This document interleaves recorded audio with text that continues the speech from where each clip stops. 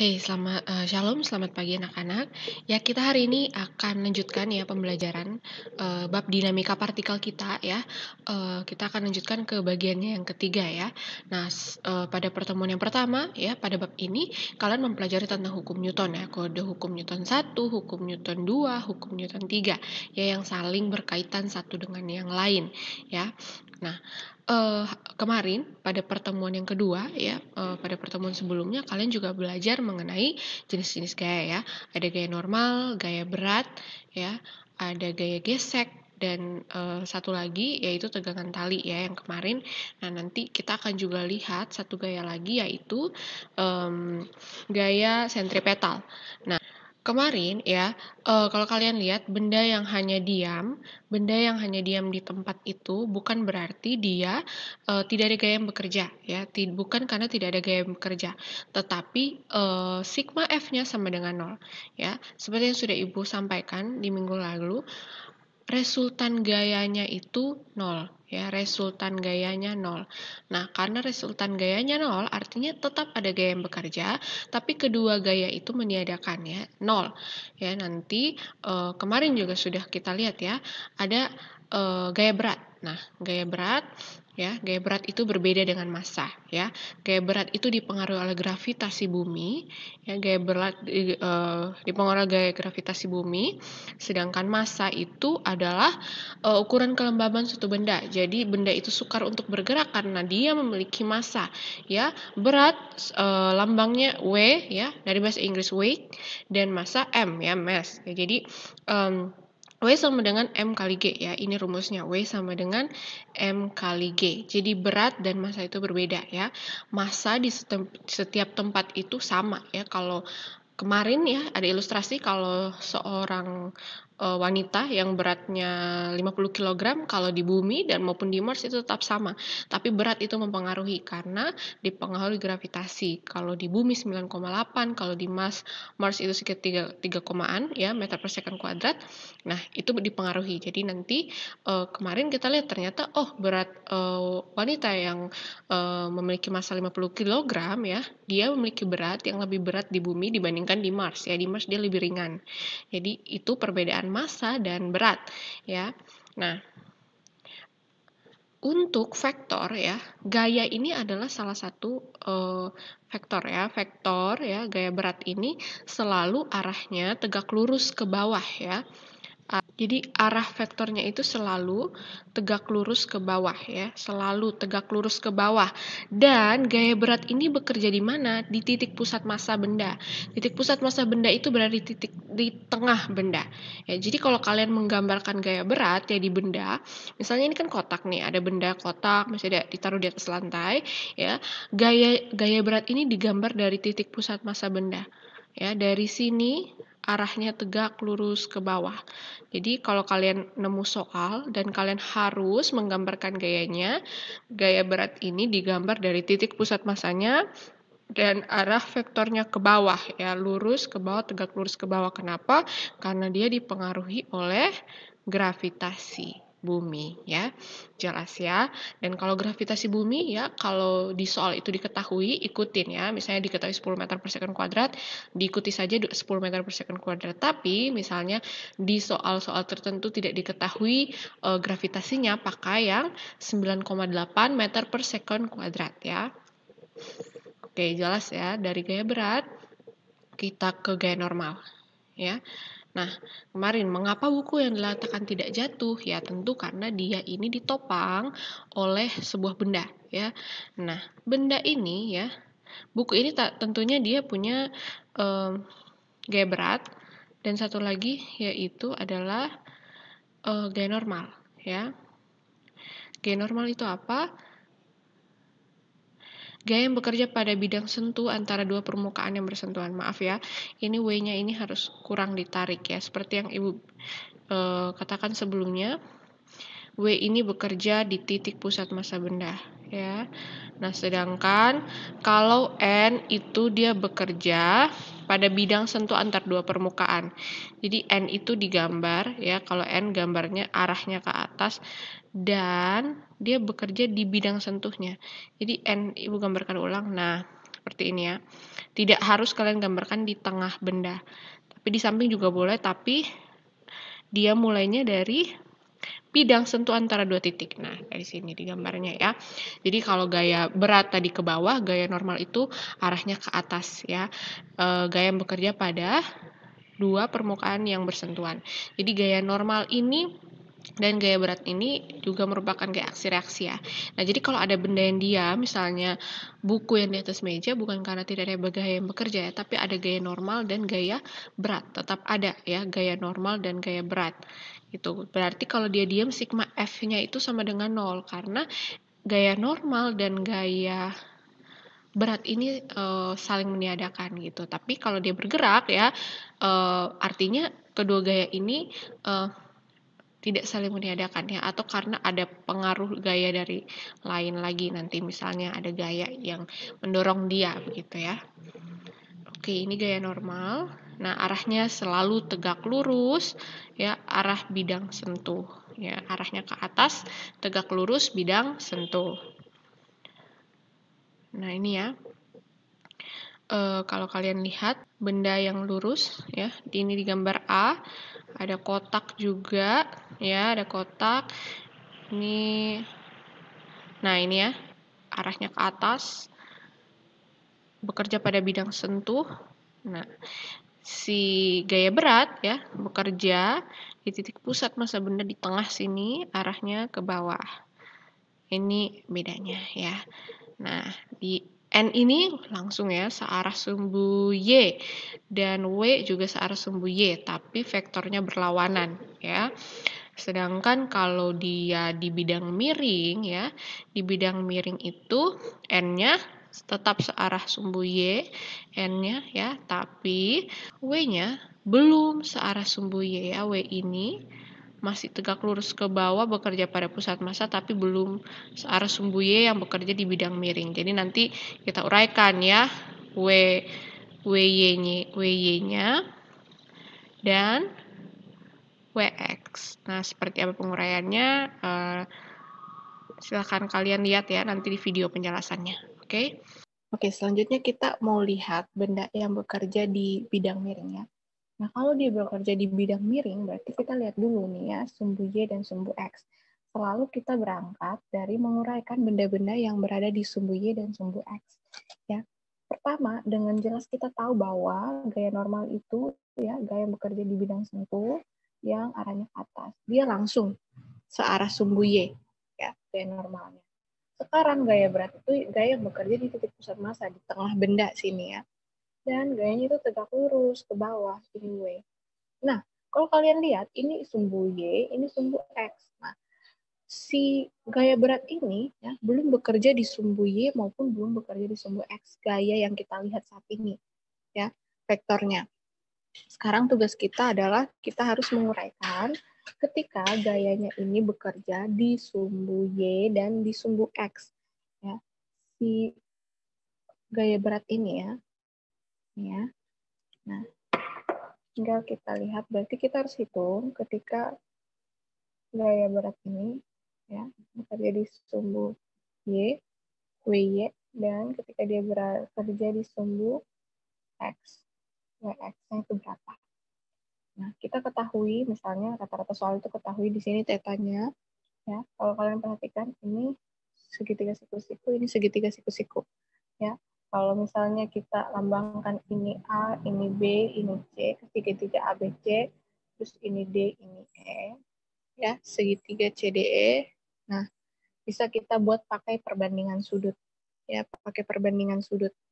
Nah, perhatikan sudut yang bertolak belakang ya, sudut yang bertolak belakang, sudut ACB, sudut ACB itu bertolak belakang dengan sudut ECD, ya, yang ini. Nah, misalkan kita lambangkan sudut ini adalah alfa, ya. Alfa. Ini juga alfa. Ya. Nah, kenapa bisa begini, Bu? Karena sudut yang bertolak belakang itu sama ya nilainya. Nah, kalau kalian perhatikan ini sudah dapat kita segitiga siku-siku, ada theta, ada alfa. Nah, misalnya sudut segitiga siku-siku itu nilainya 90 derajat ya, berarti ini yang jelas Nah, misalnya kita ketahui sudut theta ini 60 derajat. Berarti dalam satu segitiga, ya, ketika sudutnya itu kalau kita jumlahkan, jumlahnya 180 derajat. Ya, berarti 90 plus 60, ya, sudah 150. Berarti kurang 30. Ya, 30 derajat. Misalkan nih ya, alfanya berarti 30 derajat. Nah, sudut yang ini 90, juga jelasnya 90. Alfanya ya, berdasarkan yang kita hitung dari segitiga ABC, ternyata alfa ini 30 derajat. Berarti misalnya alfa ini juga 30 derajat. Berarti 90 plus 30 ya 120. Berarti kurang berapa? 60 ya. 60 derajat. Berarti harusnya sudut ini adalah sudut yang nilainya 60 derajat. Nah, tadi kita ketahui bahwa nilai theta ini 60 derajat. Berarti sudut ya EDC yang ini adalah theta ya, jadi sama dengan sudut ABC. EDC sama dengan sudut ABC. Dapat kita ya sudut antara vektor WY dengan vektor W. Nah, setelah ini bisa kita hitung ya, W-nya itu berapa, WX-nya itu berapa. Oke, ya. Nah, kita tinggal pindahkan ya, salah satu sifat vektor adalah bisa dipindahkan ya. Nah, ini kita pindahkan si W, X ini, sini, kita punya WX. Ya, kita pindahkan. Nah,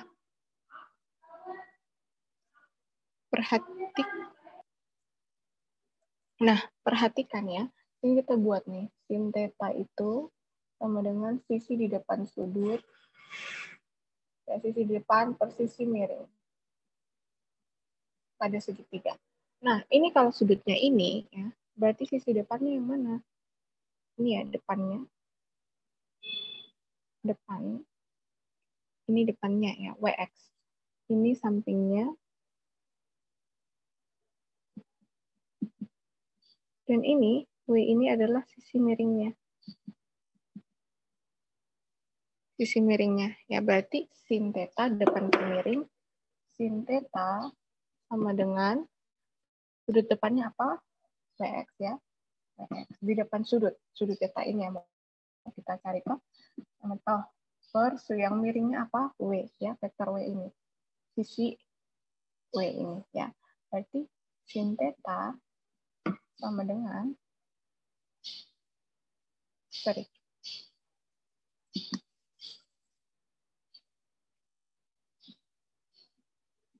ya, pindah ruas ya. Pembagian kita pindah ruas jadi kali ya. W sin theta sama dengan WX ya. Dapat nih ya satu. Tuh ya. Setelah dapat satu, kita cari yang kedua, cos. Cos theta ya. Cos theta itu adalah sudut ya. Depan ya, sisi di samping sudut posisi miring. Yang samping yang mana? WX, WY ya. Cos theta sama dengan WY per W. Sama seperti sebelumnya, W cos theta sama dengan W. Ya, jadi kita langsung dapat nih, W sama dengan W cos theta, WX sama dengan W sin theta. Jadi kita bisa dengan mudah ya menuliskan ini ya, W X sama dengan W sin theta, dan WY ini ya adalah W cos itu ya. Jadi kita langsung dapat pengurayannya. Jadi gaya beratnya ini ketika dia bekerja di sumbu X, nilai WX ini adalah W sin theta dan WY ini adalah W cos theta. Jadi tinggal kalau soal-soal seperti ini, kalau kalian temukan ada sudut bidang miringnya ini seperti ini, berarti nanti ada gaya normalnya ke atas, dan gaya beratnya yang kalian hitung adalah gaya berat yang berada di sumbu Y dan berada di sumbu X gitu. Nah, kecuali nanti mungkin kalau ada gaya gesek, berarti F gesek di sini, kalau dia jatuh ya, benda ini jatuh ke bawah. Nah, kalau diketahui F geseknya, berarti F geseknya bekerja di sumbu X dengan arah ke kiri, ya, berlawanan dengan arah benda ini bergerak, begitu ya. Jadi setelah kita dapat, ya, karena dia tidak naik, ya, tidak bergerak ke atas, sigma Fy balik lagi sama dengan 0. Ya, sigma Fy sama dengan 0. Apa saja sigma Fy yang bekerja? Ada N, ya, kurang W-nya ke bawah, Wy sama dengan 0. Ya. Nah, N kurang. W-nya apa? W cos theta, ya. W cos theta sama dengan 0. Ya, M sama dengan Mg cos theta, ya. Seperti ini. Nah, kalau sigma Fx-nya berarti karena dia bergerak, ya, kalau benda ditaruh di bidang miring terus dia jatuh, pasti jatuh ke bawah, ya, MA, gitu ya. Dan dia bergerak searah sumbu X, bendanya ini bergerak. Misalnya kalau dia ketahui, ya, gaya yang bekerja, benda ini ada Wx-nya, ya, ke kanan Wx kurang Fg sec, ya, Fg sec-nya. Kecuali nanti kalau misalnya ditambah lagi, kalau ada di daya dorong lagi, misalnya ada orang di sini dan dia dorong, berarti ditambah lagi gayanya. Kalau misalnya ini tidak ada, langsung saja tulis, ya. Wx, W cos theta, kurang Fg sec, ya, sama dengan Mg cos theta, kurang Fg sec, dengan MA. Nah, nanti selanjutnya tinggal kalian lihat mana saja yang diketahui, ya, mana bagian mana yang ditanya, tinggal kalian selesaikan. Jadi intinya kalau sistem, ya, gaya-gaya benda yang bekerja ini kalian harus uraikan dulu, ya. Gaya bekerja di sumbu Y, gaya bekerja di sumbu X. Kalau dia di sumbu Y diam berarti 0. Kalau dia bergerak terhadap sumbu X berarti dia F sama dengan MA. Ingat lagi hukum 2 Newton. Oke ya, jelas ya sampai sini.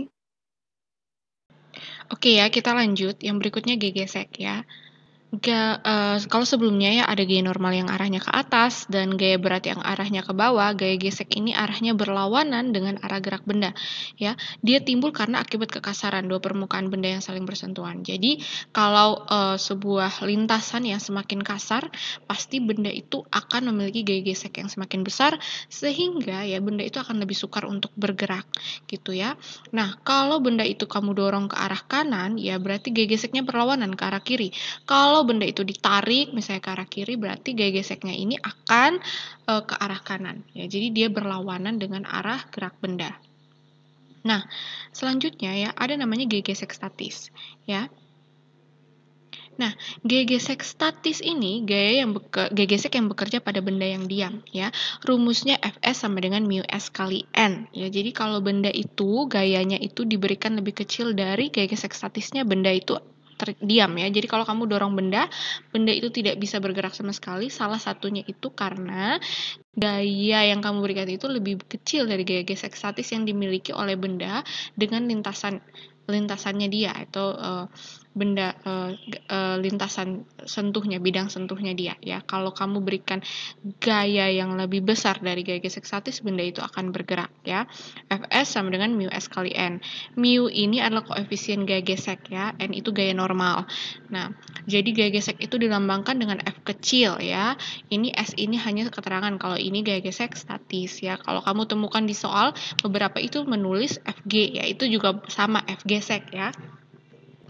Oke, selanjutnya itu gaya gesek kinetis, ya. Gaya gesek yang bekerja pada benda yang bergerak, ya.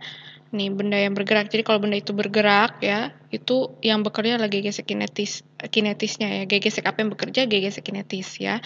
Nilai koefisien gaya geseknya itu antara 0 sampai dengan kurang dari 1, ya. Range-nya itu 0, ya, 0, mu-nya ini. Ya, ini bacanya mu, ya. Koefisien gaya gesek bacanya mu.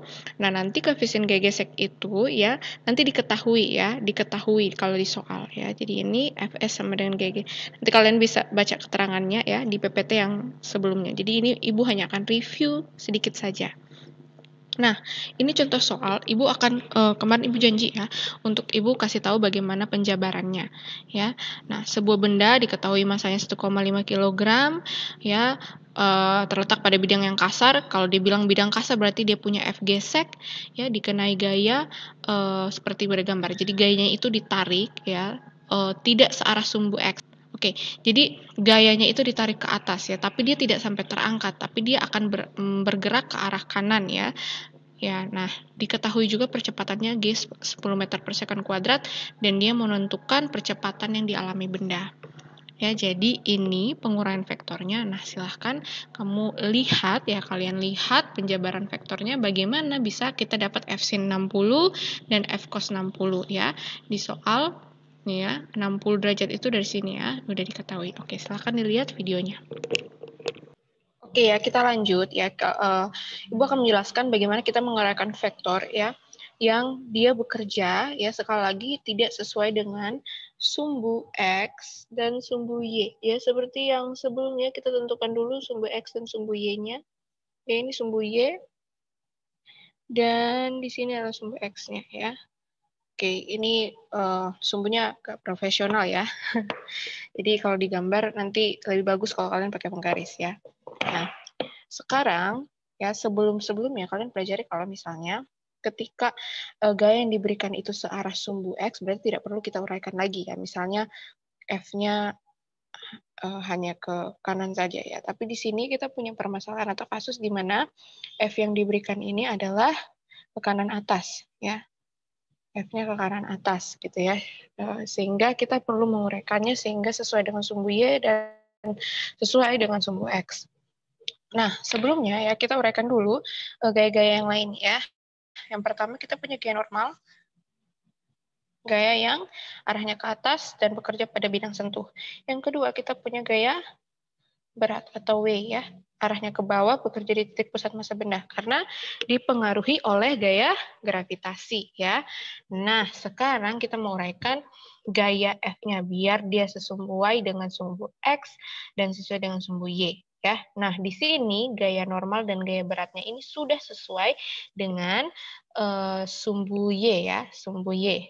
Oke, yang N ke atas, yang W ke bawah. Oh ya, satu lagi itu di soalnya dia ketahui bahwa benda ini ya memiliki gaya gesek.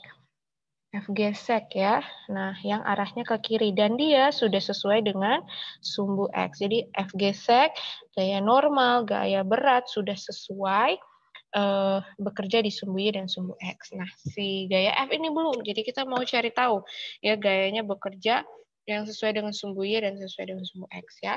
Nah, berarti ini adalah gaya Fx-nya ya, dan ini Fy-nya. Dengan diketahui theta di sini adalah 60 derajat. Nah, sekarang permasalahannya adalah Fy ini harus kita cari tahu ya nilai Fy-nya. Kalau kita tinggal cari tahu nilai Fy-nya ini berapa ya. Nah, kan diketahui F itu 10 Newton. Ya, tapi sekarang pertanyaannya Fy-nya ini setelah kita uraikan bukan 10 Newton ya, tapi dia dipengaruhi lagi oleh sudut ya. Jadi akan kita cari tahu seperti yang di bidang miring ya. Nah, kita pakai sistem apa? Kita pakai sin theta, yang sin theta dan cos theta ya. Nah, sekarang seperti yang di bidang miring ya, salah satu sifat vektor dapat dipindahkan. Kita pindahkan Fy-nya itu ke sini ya, biar bisa kita hitung juga. Jadi kita punya segitiga dengan sisi vektor F, sisi vektor Y, dan sisi vektor Fx ya, sorry bukan V, tapi F. Oke, dengan sudut yang mau kita tinjau adalah 60 derajat. Oke, langsung saja ya. Sin theta adalah sama dengan sisi di depan per sisi miring sebuah segitiga ini ya. Nah, sekarang sisi depan yang mana, miring yang mana, samping yang mana ya. Nah, mau kita tentukan sisi di depan sudut adalah Fy ya, tepat di depan. Ini depan, langsung kelihatan F ini adalah sisi miring segitiga ini, dan Fx ini berarti sisi di samping sudut ya. Nah, jadi bisa dengan mudah kita hitung sin theta depan per miring, depan itu Fy, berarti sin theta sama dengan Fy per F. Jadi F sin theta sama dengan Fy. Ya, mudah ya. Dapatlah Fy ternyata sama dengan F sin theta. Ya, atau sama dengan F sin 60 ya. Nah, yang berikutnya kita mau lihat nilai cos theta sama dengan sisi di samping per sisi miring. Ya, cos theta samping yang mana? Fx ya. Fx per sisi miringnya F. F cos theta sama dengan Fx. Jadi dapat ya kita Fx ternyata sama dengan F cos theta sama dengan F cos 60 ya. Nah, dapat ya. Begini cara penguraiannya ya. Jadi kita kalau benda-benda yang bekerja, kalau dia sudah bekerja tepat di sumbu Y dan sumbu X, silahkan tinggal kita hitung. Ya, kalau belum, seperti dia masih miring ke sini, berarti kita harus uraikan dulu, biar dia sesuai sumbu Y dan sesuai sumbu X. Jadi dapat FY-nya ini adalah F sin 60, dan Fx-nya adalah F cos 60. Ya, tinggal karena F-nya diketahui 10 Newton, tinggal nanti dikali. Ya, 10 sin 60, 10 kali cos 60. Nah, selanjutnya nanti kita kerjakan soalnya setelah kita uraikan. Gitu ya. Oke ya, jadi itu penjelasan ya, bagaimana bisa kita dapat F sin 60 dan F cos 60. Gitu ya. Nah, seperti yang sudah Ibu jelaskan ya, jadi kalau kita menguraikan benda, pertama kita tinjau benda-benda yang bekerja di sumbu Y, ya. Nah, si benda ini ya, karena dia itu diberikan gaya, ya dia ditarik, walaupun dia ini ke atas, tapi dia tidak terangkat, ya dia bergerak ke arah kanan, ya ke arah kanan, gitu ya. Jadi sigma Fy-nya ini 0. Kenapa? Benda ini tidak bergerak pada sumbu Y, ya, tidak bergerak pada sumbu Y. Sigma Fy sama dengan 0. Oke, perhatikan Ibu jelaskan ya. Nah, sigma Fy ini kenapa sama dengan 0? Karena bendanya diam, ya, ingat bendanya diam. Nah, sekarang kita lihat apa saja benda-benda yang bekerja di bidang di sumbu Y, ya. Pertama ada N ya, ini N ke atas sudah sesuai ya sumbunya dengan sumbu Y. Yang kedua, setelah kita uraikan ternyata F yang bekerja di sumbu Y ini ada F sin 60 ya. Seperti di soal di sini kan tetanya diketahui ya 60. Gitu ya. Oke ya. Nah, F ya, dua-duanya itu mengarah ke atas jadi plus ya, positif dia vektornya, arah vektornya. Dan kita kurangi W ya. Kita kurangi W, kenapa? W ini arahnya ke bawah ya, berlawan arah. Jadi arahnya ke bawah, dia negatif ya, sama dengan 0. Nah, tinggal kita tulis N ya normal plus F sin 60 derajat kurang W, rumus W M kali G sama dengan 0. Nah, kita pindah ruas nih ya. N ya F sin 60 positif, kita pindah ruas berarti dia jadi negatif. Ya MG yang negatif kita pindah ruas, kita tulis ya positif dia ya di sini M kali G.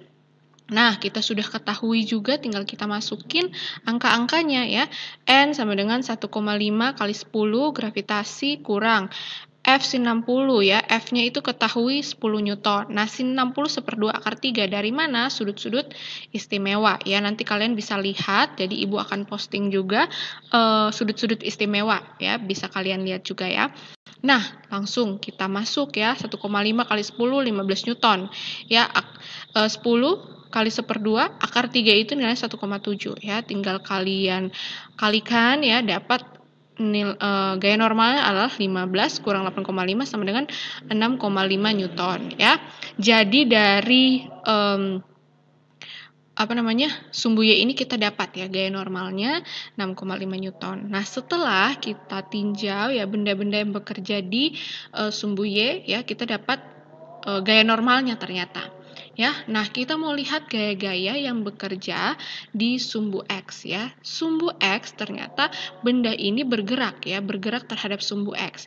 Ya, jadi dia bergerak terhadap sumbu X gitu ya. Nah, berarti sigma Fx-nya ini ya bukan 0 tapi kembali lagi ke hukum Newton 2 ya, sigma Fx ini adalah MA ya, karena benda ini bergerak ya, jadi F sama dengan M kali A. Nah, sebelumnya ya, kita mau lihat dulu kan dikasih ketahui bahwa dia ada gaya gesek yang bekerja, Fg ya, Fg. Kita lambangkan Fg dulu karena kita belum tahu nih statis atau kinetis ya. Jadi kita cari tahu dulu nih nilai F geseknya terhadap statis dan kinetis gitu ya. Nah, ternyata Fs kinetis setelah kita masukkan rumusnya mu S kali N hasilnya 3,25 Newton. Nah, sedangkan Fk-nya itu mu K kali N-nya adalah 2,6 Newton. Nah, ternyata kan diketahui nih F-nya itu kan 10 Newton. Ya, F-nya itu kan 10 Newton.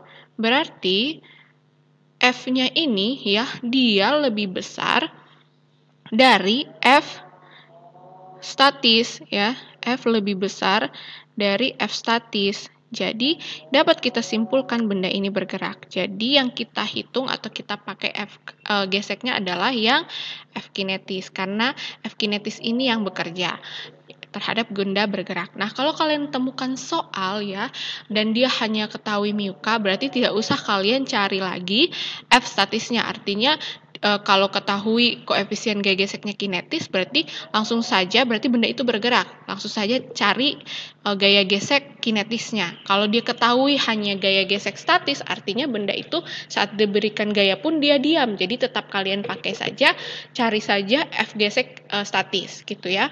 Nah, kalau diketahui dua-duanya berarti bisa kalian cari satu-satu. Baru lihat mana yang ternyata dipakai ya. Di sini kita pakai F kinetis ya. Oke, tinggal kita masukkan rumus. Nah, sekarang gaya-gaya apa saja yang bekerja di sumbu X? Ya, kita lihat. Oh, ada Fx ya. Fx ke kanan ya. Dan ada F gesek. Hanya dua ya. F gesek yaitu kinetis.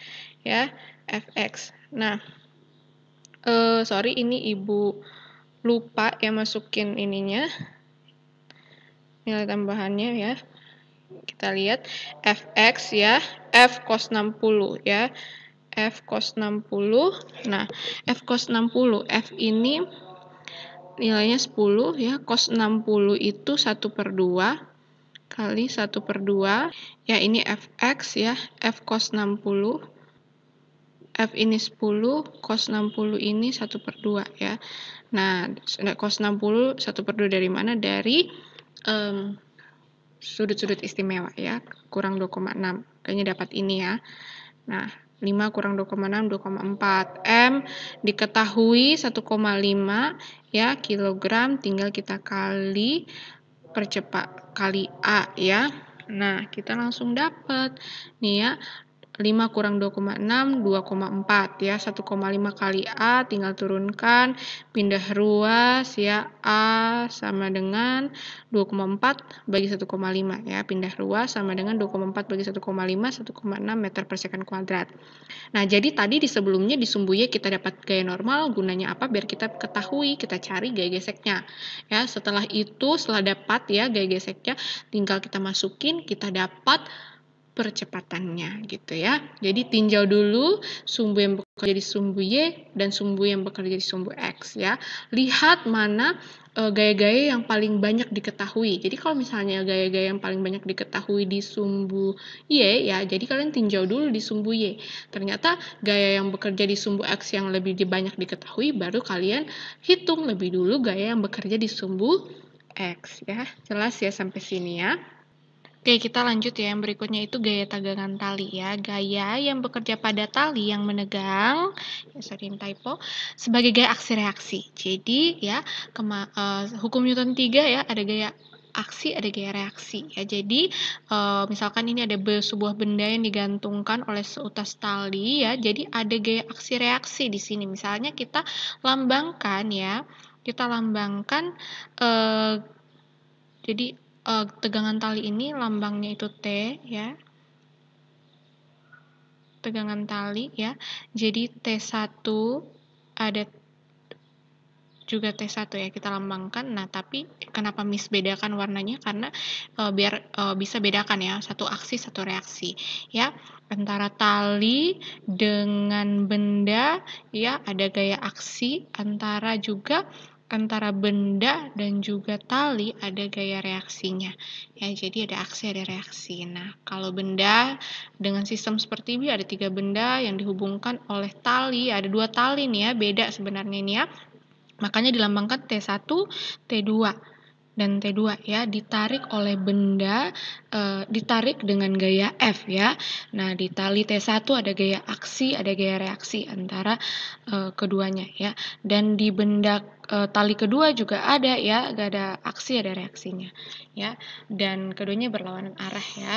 Nah, maksudnya apa nanti mungkin kalian lebih paham di penjelasan soalnya ya. Misalnya ini ada 3 ya, sama seperti yang sebelumnya, ada 3 benda dihubungkan oleh benda 1 dan benda 2 yang masanya benda 1 2 kg, benda 2 3 kg dihubungkan oleh tali T1, benda 2 dan benda 3 dihubungkan oleh tali T2 ditarik dengan gaya 30 Newton ya.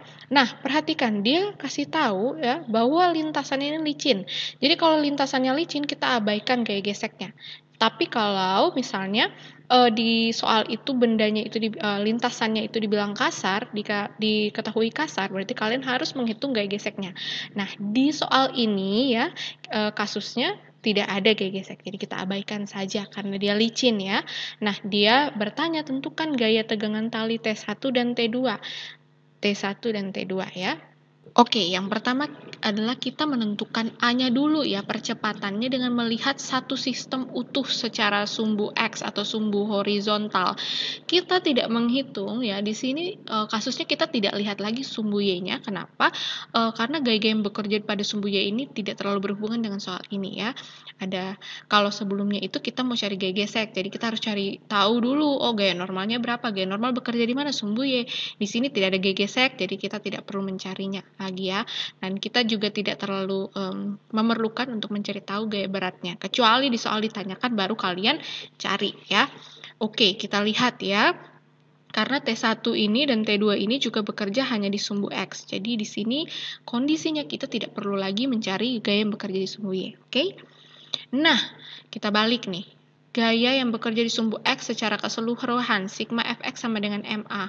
Ya, hukum 2 Newton berlaku. Kenapa? Karena dia bergerak terhadap sumbu X ya. Dia bergerak ke kanan terhadap sumbu X, jadi Fx-nya tidak 0. Oke?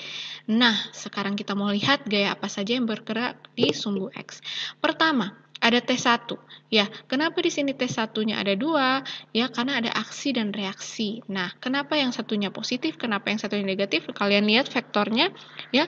Aksi dan reaksi ini saling berlawanan arah, ya. Nah, jadi T1 dikurang T1 ya, tegangan tali yang aksi dikurang dengan reaksi. Nah, ditambah dengan T2 juga ada aksi, ada reaksinya, ya. Ada aksi, ada reaksinya, ditambah dengan gaya yang bekerja, gaya yang menariknya, F ya. Nah, kita meninjau semua sistem, berarti M kali A, M yang kita hitung adalah penjumlahan ketiga M ini. M1 ditambah M2, M ditambah dengan M3, dan dikali percepatannya. Percepatannya bekerja pada semua benda di sini ya, karena dihubungkan oleh satu tali.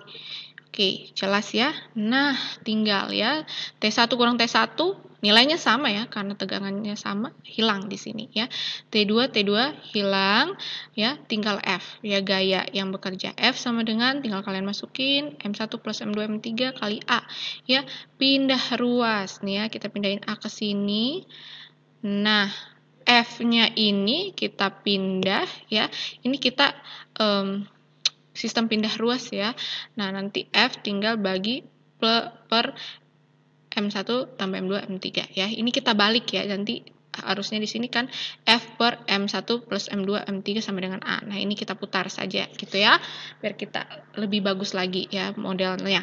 Jadi, dengan mudah kita dapat A-nya, F diketahui 30 Newton, massa benda 1, 2, 3 diketahui, 2 plus 3 plus 5 dapat ya 30.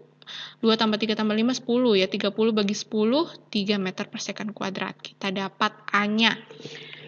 Oke. Nah, sekarang kalau kita mau menentukan T2 ya, nah kita sudah dengan mudah dapat percepatan nih. Berarti kita dengan mudah menghitung T2 ya. Kita mau nyari tahu T2 dengan meninjau salah satu benda yang di sumbu X, yaitu benda 3. Ini benda 3 ya. Ini benda 3. Nah, ada T2 yang merupakan gaya reaksi terhadap benda 2 dan ada gaya yang menariknya. Jadi, sigma Fx yang bekerja di benda ketiga ini apa? Min T2 ya, karena dia ke kiri, plus F sama dengan M3A. Jadi massa benda 3 kali A. Ya, min T2, F-nya diketahui 30, M-nya diketahui 5 kg. Tadi juga kita ketemukan 3 meter per second kuadrat. Oke, ya. Jadi min T2 plus 30 kurang 15 ya, tinggal kita pindah ruas. Ya, min T2 sama dengan nanti 15 kurang 30. Baru kita kali semua dengan minus 1. T2 sama dengan 30 kurang 15. 30 kurang 15, 15 Newton. Dapat kita T2. Ya. Nah, kita udah dapat T2 15 Newton, kita tinggal cari T1-nya dengan meninjau benda 2. Benda 2 kenapa? Kita punya nih nilai T2 juga. Tinggal kita cari T1 ya. Nah, T2 ini ada T2 aksi dan kita mau lihat dari T1 reaksinya ya. Nah, sigma Fx sama dengan MA karena bendanya masih bergerak, kita tinjau dari benda 2. Ya, nah apa yang bergerak? T1 ke arah kiri min T1, T2 yang ke kanan plus T2 dikali M2 kali A. Ya, min T1 ditambah T2 kita ketahui 15, massa benda 2 3 kg kali A3 ya. Turunkan 3 kali 3 9 ya. Tinggal pindah ruas lagi. T1 sama dengan 15 kurang 9. T1 sama dengan 15 kurang 9 6 Newton ya, dapat. Gitu ya. Jadi itu cara kalau kalian menentukan benda tegangan tali di T1 dan T2.